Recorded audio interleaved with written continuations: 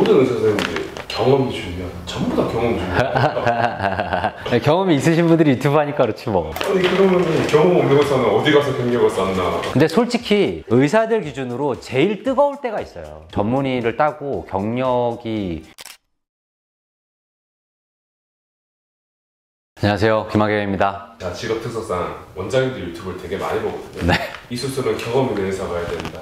잘하는 의사는 누구냐? 경험 많은 의사다. 성형외과나 모든 쪽에서 다 그렇게 얘기하거든요. 네. 그렇게 경험하면은 젊은 선생님들은 뭐 강점이 없는 걸까요? 이상하게 나한테는 자꾸 위험한 거를 갖고 오시는 것 같은데.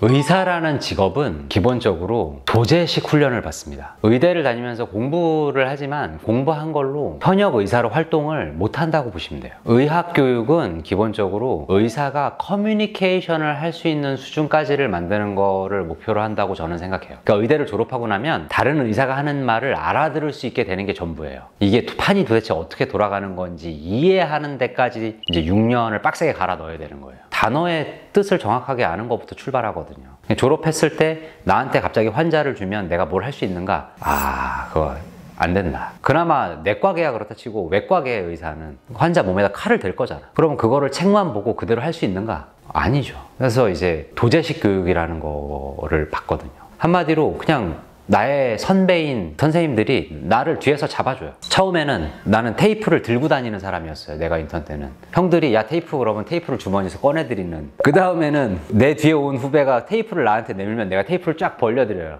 그러면 나보다 한 년차 위에 형이 잘라요. 그 자른 거를 3년차를 드리면 3년차 형이 붙여요. 한마디로 우리가 코 수술하고 붙이는 테이프를 직접 붙이게 될 때까지 4년이 걸렸다는 얘기예요. 도저히 교육을 받을 수밖에 없는 일이고, 그런 교육하라면 당연히 경험이 많은 사람이 더 잘할 수밖에 없는 거 아닌가? 그거는 일견 맞는 말이에요. 맞을 수밖에 없는 얘기고, 수술이라는 게 많이 한 사람이 장땡이다 이런 말 하거든요. 많이 할수록 조금씩 더 잘할 수밖에 없어요. 그것도 어느 정도 맞는 말이에요. 동시에 전문의를 땄다. 그거는 아까 얘기했던 그 과정을 5년간 집에도 안 가면서 1년 365일 5년간 나의 모든 인생을 갈아 넣어서 그 시간에 그걸 한 거거든. 그러면 뭐든지 할 수 있는 기본기는 사실 이제 갖춰지는 상황이 되는 거죠. 그래서 경험이 중요한 것은 맞다. 동시에 전문의 정도의 자격을 취득했다면 괜찮은 수준의 일단 스탠다드 퀄리피케이션을 갖췄다. 그리고 동시에 모든 영역에는 날 때부터 그냥 원래 그걸 잘하는 사람도 있다. 일단 내가 검증이 되지 않았기 때문에 아직 나의 실력을 세상에 드러내지 못했잖아요. 싸게 하죠.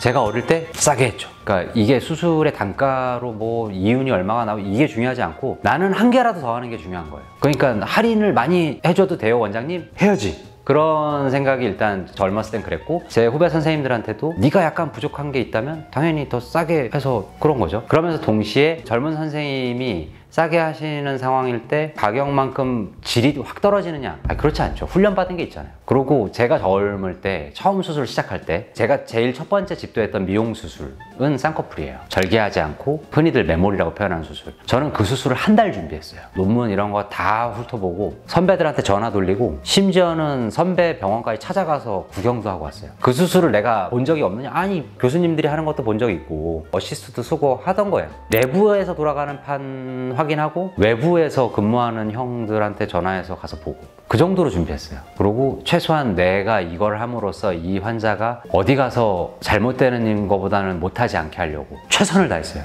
그래서 그런 것들이 장점이 될 수 있다. 그 다음에 이제 업투데이트 할 수 있죠. 그러니까 저 기준으로 수술법이 최신 수술법이 좋은 건 아니에요. 그러니까 최소한 이 수술법이 나온 지 5년 이상은 되고 10년 가까이 되고 많은 의사가 어그리를 했고 그게 검증된 수술 방법인 걸 쓰는 거는 맞아요. 동시에 내가 배운 방법은 검증된 방법을 배웠으니까 이미 제가 의사면허 딴 지 이제 20년 됐거든요. 30년 전 거를 배웠다는 얘기잖아요. 그러니까 새로 나오는 사람은 최근 거를 좀 더 따라가 있을 수 있죠. 근데 물론 이제 우리도 놀진 않아요. 계속 공부하니까. 근데 그러면서 동시에 이제 익숙한 거에서 벗어나기 힘든 것도 있어요. 그래서 내가 쓰던 방법에서 업투데이트한 방법을 계속 따라가면서 수술법을 약간씩 조정하고 가는 거가 생각보다 되게 힘들어요. 그런 부분도 좀 있을 수 있고요. 이거 나이 든 선생님들 다 나쁘다고 얘기하는 일단 우리가 하는 일은 다른 과하고 비교하면 저는 사실 크리에이티브함, 그 다음에 플렉서블한 생각, 수술 중에 바로 어댑트해서 조정해야 되는 순발력, 그런 것들이 저는 좀 필요하다고 생각하거든요. 근데 이제 이거는 의사마다 접근 방식이 달라요. 제 후배들만 해도 모든 거를 다 짜가지고 계획을 논리적으로 다 시뮬레이션까지 해서 기획을 하고 들어가는 친구가 있어요. 근데 저는 그렇게 하지 않거든요. 큰 줄기를 짜고 목표 값을 잡고 들어간 상태에서 이제 그때그때 맞춰가지고 조절을 보통은 많이 해요. 이런 것들이 되려면 머리가 계속 되게 유연하게 돌아가야 되는 거예요. 근데 사람은 노화를 겪잖아요. 그러니까 나도 어느 시점쯤에는 리지드해지는 것이 발생할 수 있다고 생각하고 항상 그걸 경계하거든요. 그런 부분이 생기기 시작하고 체력적 한계에 부딪히면 이제 건수를 줄여야죠.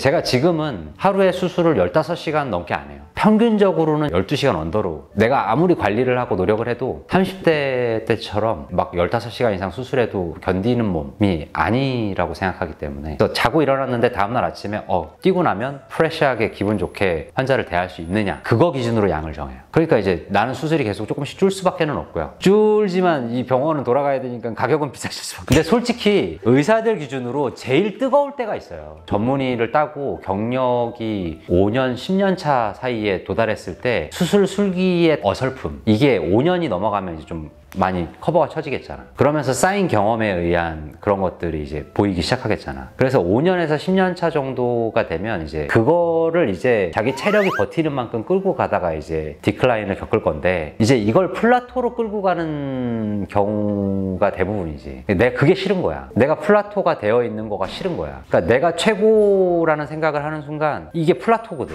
그러면 안 되는 거지. 그러려고 이걸 이렇게 꺾으려고 나는 지금 계속 애를 쓰는 거지. 내가 어릴 때 전문의 한 1년차, 2년차, 3년차에 수술했을 때도 난 최선을 다했고 내 환자들이 되게 좋아했어. 고맙다 그랬고, 아씨 나는 역시 이런 생각 했거든. 근데 지금 와서 돌아보면 부끄러운 수술들도 좀 있어. 전보다 좋아졌고 부작용 안 만들었고 사고 안 쳤고 됐지만 지금 생각해보면 더 잘해줄 수 있는 것들도 있거든. 심지어는 작년에 내가 한 수술 있잖아. 그때도 대박이라고 늘 그랬었거든. 근데 요즘에 수술하면서 더 잘해줄 수 있었는데 이런 생각하는 거지. 그래서 멈추지 않고 가려고 노력하는 거, 그런 거 아닌가?